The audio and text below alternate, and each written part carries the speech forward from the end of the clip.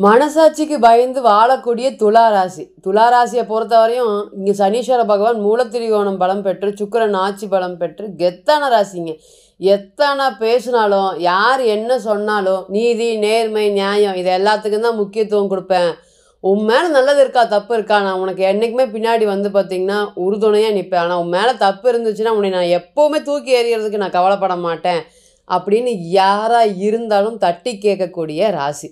அது என்ன அந்த கூடவே இருக்கிறாங்க இந்த தப்பை பண்ணிட்டாங்க அப்படின்னா இன்றைக்கி இல்லைங்க, எப்போவுமே ஜீரணிக்க மாட்டாங்க. இனிமேல் என்ன தப்பு பண்ணலன்னு சொன்னாலும் துலா ராசியை பொறுத்தவரை ஒத்துக்கவே மாட்டாங்க. எப்போவோ எங்கேயோ பண்ணினதுக்கு எல்லாமே இன்றைக்கி இவங்க வந்து பிரச்சனை சந்திக்கிற மாதிரி ஒரு சூழ்நிலைகள். யாரோ பண்ணினாங்க, இன்றைக்கி போகிற வரவெல்லாம் எனக்கு அட்வைஸ் பண்ணுற மாதிரி ஒரு சூழ்நிலைகளை கொடுத்துட்டாருங்க கடவுளை. எங்கள் ராசிக்கு பெருசாக வாய்ப்பு எதுவுமே கொடுக்கவே இல்லை. இருந்தாலுமே என்னுடைய உழைப்பை மட்டுமே நம்பி நான் இன்ன வரையும் வாழ்ந்துட்டுருக்கேங்க. இவங்களோட எதிரி துலாத்தை பொறுத்தவரை இவரோட எதிரி இவங்க தான்.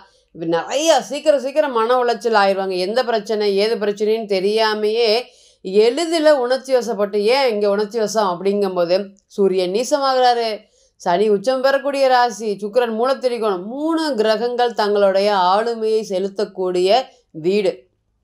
அப்போ சனியோடைய விஷயங்களும் நடக்கும், சூரியனுடைய விஷயங்களும் நடக்கும், சுக்கிரனுடைய விஷயங்களும் நடக்கும். இன்றைக்கி ஒரு மாதிரி இருப்பார், நாளைக்கு ஒரு மாதிரி இருப்பார், நாளான்னைக்கு ஒரு மாதிரி இருப்பார். அந்த மாதிரி எப்போவுமே துலா ராசியில் பிறக்கக்கூடிய பெண்களாக இருக்கட்டும் ஆண்களாக இருக்கட்டும் ஒரு நடுநிலையான வாழ்க்கை அப்படிங்கிறது இல்லவே இல்லைங்க. திடீர்னு பார்த்திங்கன்னா இன்றைக்கி பணம் வரும், திடீர்னு பார்த்திங்கன்னா இன்றைக்கி பிரச்சனைகள் கூடவே வரும். அந்த மாதிரி எங்கே போனாலும் ஏதாவது ஒரு அடிபட்டு கஷ்டப்பட்டு வாழ்கிற மாதிரி ஒரு சூழ்நிலைகள்.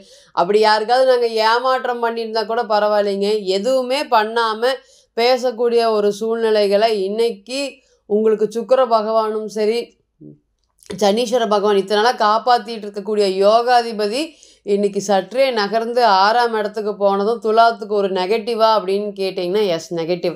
ஒரே ஒரு பாசிட்டிவ் என்ன அப்படின்னு கேட்டிங்கன்னா குருவோடைய பெயர்ச்சி ராசியை பார்க்குறாரு.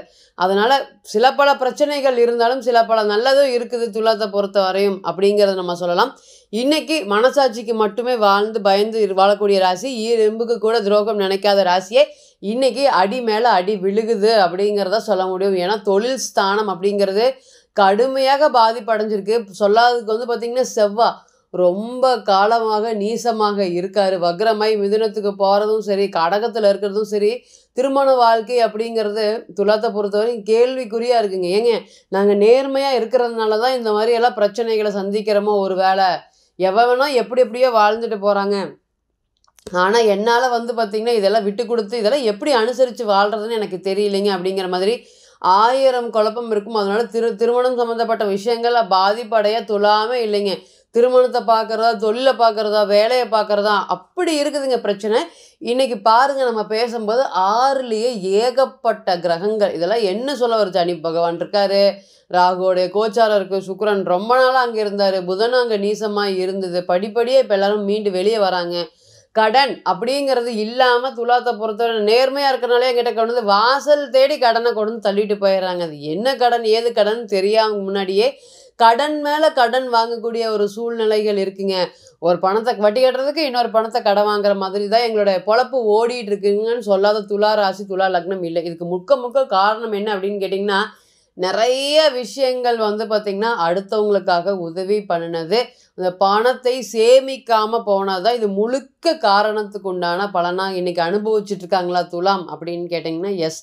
நிறையா தொழில் அப்படிங்கிறது வந்து பார்த்திங்கன்னா தொழில் அப்படிங்கிறது ஒன்று இருக்கா அப்படின்னு கேட்டிங்கன்னா இல்லவே இல்லை. ஏதோ ஏனோ தானே ஓடிட்டுருக்கோம். வீட்டில் வந்து பார்த்திங்கன்னா தெரிஞ்சால் பிரச்சனை ஆயிரும் அப்படிங்கிற ஒரு சூழ்நிலை இருக்கும்போது இந்த 2025 ஜூன் மாத பலன்கள் எப்படி இருக்க போகுது துலா ராசி மற்றும் துலா லக்னத்திற்கு அப்படின்னா உங்களோட ராசிக்கு 4ஆம் இடத்துல ராகு வந்துட்டார், ராசிக்கு 5ல் சனீஸ்வர பகவான், ராசிக்கு வந்து பார்த்திங்கன்னா 7ல் சுக்கிரன், ராசிக்கு அஷ்டமத்தில் சூரிய பகவான் மறைஞ்சிட்டாரு, அதே போல் ராசிக்கு 9ல் குரு, ராசிக்கு 10ல் செவ்வாய் திக்பலமாக இருக்கார், ராசிக்கு 11ல் வந்து பார்த்திங்கன்னா கேது பகவான் இருக்கார். 15ஆம் தேதிக்கு மேலே புதன் பகவான் வந்து பார்த்திங்கன்னா மூலத்திரிகோணம் பலம் பெறாரு. அதே போல் செவ்வாய் பகவான் வந்து பார்த்திங்கன்னா சிம்மத்துக்கு பயணிக்க போகிறாரு, செவ்வாய் கேதுவோடைய இணைய போகிறாரு.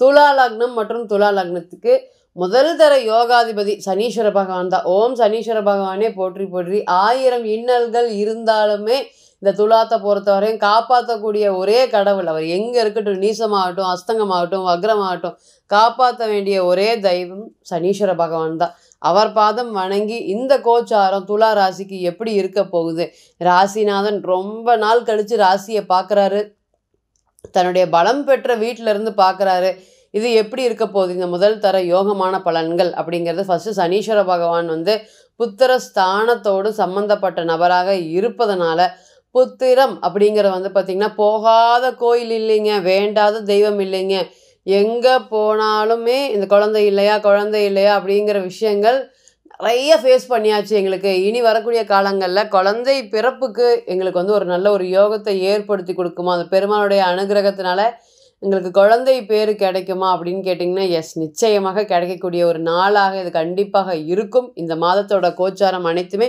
சனீஸ்வர பகவான் வந்து பார்த்திங்கன்னா அந்த ராசியை பொறுத்தவரைக்கும் கிட்டத்தட்ட ஒரு 2-2.25 வருடங்கள் இருக்கக்கூடிய நேரத்தில் வந்து பார்த்திங்கன்னா நிச்சயமாக உங்களுக்கு குழந்தை செல்வம் அப்படிங்கிறது கிடைக்குமா அப்படின்னு கேட்டிங்கன்னா கிடைக்கும். 2வது தர யோகம் லக்னாதிபதி 7க்கு, ராசியாதிபதி 7க்கு போயிட்டார். அப்போ திருமண வாழ்க்கை அப்படிங்கிறது கேள்விக்குறியாக இருக்குது. என்னுடைய மனைவி வந்து பார்த்திங்கன்னா கணவனாக இருக்கட்டும், மனைவியாக இருக்கட்டும், எல்லாமே பொருளாதாரம் அவங்களுக்காக உழைச்சா, அவங்களுக்காக வாழ்ந்த இன்றைக்கி நீ யார் அப்படிங்கிற ஒரு கேள்வியை கேட்டுட்டு போயிட்டாங்க. இல்லைன்னா எனக்கு ஐடியாவே இல்லை அப்படின்னு முகம் கொடுத்து கூட பேச மாட்டேங்கிறாங்க. இதெல்லாம் எங்கே போய் நிற்குன்னே எனக்கு தெரியலிங்க. வாழ்க்கையில் இந்த மாதிரியான ப்ராப்ளத்தை நான் ஃபேஸ் பண்ணுவேன் அப்படின்னு நான் நினைக்கவே இல்லைங்க. நல்லா தான் இருந்தது திருமண வாழ்க்கை. 7, 8, 9 வருடங்கள் கடந்தவங்க அனைவருக்குமே இந்த சனி ராகு கிரக சேர்க்கை வந்துச்சுங்களா, அப்படியே கொத்தா பிடிச்சிருக்கும். ஒரு பிரச்சனை ஆரம்பித்து நூல் பிடிச்ச மாதிரி அது லாங்கில் வந்து பார்த்திங்கன்னா இந்த மாதிரி பிரச்சனையை கொண்டு வந்து விட்டுருச்சு அப்படின்னு பயப்படாத ஆளுகளே இல்லை. இன்றைக்கி திருமண வாழ்க்கை எல்லாமே சரி எதா இருந்தாலும் பார்த்துக்கலாம், காம்ப்ரமைஸ் ஆகிக்கலாம் அப்படிங்கிற எண்ணத்தை ஏற்படுத்தி கொடுக்கும். ஏன் அப்படின்னு கேட்டிங்கன்னா ராசிநாதன் 7ஆம் இடத்துல இருக்கிறனால. அப்போ கடன் பிரச்சனைகள், 3வது பிரச்சனை பாருங்கள், இருக்கக்கூடிய எல்லா பிரச்சனையுமே துலாத்துக்கு இருக்குது. கடன் சம்மந்தப்பட்ட விஷயங்கள் அனைத்துமே என்ன வாங்கினாங்க ஏது வாங்கினாங்கன்னு தெரில, என்கிட்ட கூட இருந்ததுக்கு பிரச்சனையா அப்படிங்கிற மாதிரி மற்றவங்களுடைய கடன்கள் உங்களுக்கு தெரியும். அதனால வீட்டில் சொல்லாமல் எதுவும் பண்ணாமல் எப்படியோ ஒன்று கட்டிக்கலாம், தொழில் சார்ந்த கடன், கடன் சார்ந்த தொழில் அப்படிங்கிறத ஓட்டிக்கலாம் அப்படின்னு அனுதினமும் ஓட்டிகிட்ருக்கீங்க. இது பெருசாயிருமோ கடன் அப்படிங்கிற எண்ணங்கள் கூட உங்ககிட்ட டெய்லி அதிகமாக இருக்கும். பாருங்கள், லாபஸ்தானத்தில் கேது, ஏதாவது அதிகமாயிட்டா என்ன பண்ணுறது அப்படிங்கிற ஒரு மனவலி வேதனைகள் கூட இருக்குது. எப்போவுமே துலாத்தை பொறுத்தவரையும் தன்னுடைய பிரச்சனை வீட்டில் சொன்னால் மற்றவங்களும் வருத்தப்படுவாங்க, காயப்படுவாங்கன்னு தனக்குள்ளேயே எல்லாத்தையும் வச்சுக்குவாங்க. அதுதான் வந்து பார்த்திங்கன்னா பெரிய நெகட்டிவாக இருக்கும். மனம் விட்டு பேசணும், இவ்வளோ இருக்குது எனக்கு பணம், இவ்வளோ வந்து பார்த்திங்கன்னா லாபம் இருக்குது, இவ்வளோ நஷ்டம் இருக்குன்னு அப்படிங்கிற மாதிரி பேசாமல் வீட்டில் இருக்கிறவங்க கஷ்டப்படுவாங்கன்னு நினச்சி பண்ணக்கூடிய ஒரு விஷயங்களும் பிற்காலத்தில் இவங்களுக்கு கஷ்டமாகும். 2வது, எப்போவுமே சொகுசாக வச்சுக்கணும், தான் சொகுசாக இல்லைனாலும் தன்னுடைய குடும்பத்தை சொகுசாக வச்சுக்கணும் அப்படின்னு நினைப்பாங்க. அதனாலேயே நிறையா பிரச்சனைகளை மாட்டிக்குவாங்க. இனி வரக்கூடிய காலங்களில் அந்த தொழில் சார்ந்த விஷயத்தில் இருக்கக்கூடிய பாதிப்புகள் எல்லாமே படிப்படியாக விலகும். குடும்ப ஒற்றுமை வந்து பார்த்திங்கன்னா மேலோங்கும். திருமணம் சம்மந்தப்பட்ட விஷயத்தில் வந்து பார்த்திங்கன்னா 7ஆம் இடத்துல சனி பார்வை இருக்கக்கூடிய நபர்களுக்கு துலாத்துக்கு அனைவருக்குமே நீங்கள் எழுதி கொடுத்துடலாம். அங்கே சனீஸ்வர பகவான் இருந்தாலுமே தன்னுடைய 7ஆம் பார்வையாக 7ல் எந்த கிரகம் இருந்தாலும் இல்லாட்டியும் திருமணம் அப்படிங்கிறது நிறைய பேர் வந்துட்டு பார்த்துட்டு போயிட்டாங்க. எதுவும் பதில் சொல்லலை, பேசி நிற்கிது. இந்த வீதிக்கு வரும்போதே என்னுடைய பொண்ணாக இருக்கட்டும் பையனாக இருக்கட்டும், ஏங்க இன்னும் கல்யாணம் பண்ணாமல் இருக்கீங்க, என்ன பிரச்சனை அப்படின்னு 4 பேர் கேட்குறபடி என்னுடைய பொண்ணு வயசில் இருக்கக்கூடிய குழந்தைங்க எல்லாமே குழந்தை வந்து பார்த்திங்கன்னா பிறந்து இன்றைக்கி வந்து அப்படியே லைஃப்பில் செட்டில் ஆன மாதிரி இருக்காங்க. என் பொண்ணுக்கும் என் பையனுக்குமே இன்னுமே மாப்பிள்ளை ஏதாவது தொலாவிட்டு இருக்கிற மாதிரி இருக்குதுங்க அப்படின்னு நினச்சி வருத்தப்பட்டுட்டு இருந்த அனைவருக்குமே இந்த நேரம் வந்து பார்த்திங்கன்னா கல்யாண யோகத்தை ஏற்படுத்தி கொடுப்பாரு. குரு 9ஆம் இடத்துலேருந்து ராசியை பார்க்குறாரு. அதனால் ஒரு பெரிய அளவுக்கு வளர்ச்சிகளை கொடுப்பாரா அப்படின்னு கேட்டிங்கன்னா எஸ், நிச்சயமாக கொடுப்பார். தன்னுடைய 7ஆம் பார்வையாக 3ஆம் வீட்டையும் பார்க்குறாரு. அப்போ ஏற்கனவே திருமண வாழ்க்கை அப்படிங்கிறது ஃபெயிலியர், இன்னுமே 2வது திருமணத்துக்கு முயற்சி பண்ணிகிட்ருக்கேன், அதுவும் இதே மாதிரி கஷ்டத்தையும் கொடுக்குமா, இந்த மாதிரி நிறைய கேள்விகளுக்கு நோ. திருமண வாழ்க்கை சம்மந்தப்பட்ட விஷயங்கள் அனைத்துக்குமே இனி வரக்கூடிய காலங்கள் ஒரு நல்ல ஒரு யோகமான காலமாக இருக்கும் அப்படிங்கிறதுல எந்த ஒரு மாற்றமும் இல்லைங்க. இப்போ நீங்கள் கேட்டுட்டு இருந்த அனைத்துமே கோச்சார பலன்கள் தான். இன்றைக்கி ஒரு கிரகம் ஒரு நட்சத்திரத்தில் பயணிக்கும், நாளைக்கு அதே கிரகம் வேறு நட்சத்திரத்தில் பயணிக்கும். பிறந்த கால ஜாதகம் அப்படிங்கிறது 100%. கோச்சாரம் அப்படிங்கிறது 40லேருந்து 60% மட்டுமே பொருந்தும். தனிப்பட்ட ஜாதகத்தை நம்ம எடுத்து தசா புத்தி நடப்பு அந்தரம் கணிக்கும் போது கிரகம் பெற்ற பலம் பலவீனம் அடிப்படையில் நிச்சயமாக பலன்கள் கூடவோ குறையவோ செய்யும். அப்படிங்கிற எந்த ஒரு மாற்றமும் இல்லை.